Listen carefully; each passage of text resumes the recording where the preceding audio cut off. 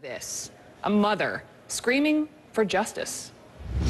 Ma'am, my kid's not here. He's dead because of him. He ruined my life. I'd like him to go to hell and rot there forever. Ma'am, come on. No, you know what he told everybody in court? They need to be held accountable for their actions. You need to be. Do you remember me? Do you remember me? Do you remember my son, an all-star wrestler? He's good. He shot himself in the heart. You scumbag.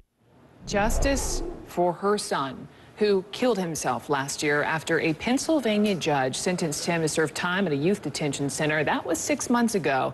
Now, former judge Mark Ciavarella is heading to federal prison for 28 years on corruption charges. He was found guilty of taking nearly $1 million from a developer who built a detention facility. Not only that, the same judge also sentenced youngsters for, listen to this, stealing a jar of nutmeg, posting webpage jokes about a school official just to fill up the detention centers. This whole kids for cash scheme, that's how it's being called. It left many victims wondering why they were being punished. I was honestly expecting like some form of like simple probation or some type of fine or something. Like the last thing I expected was to get sent away.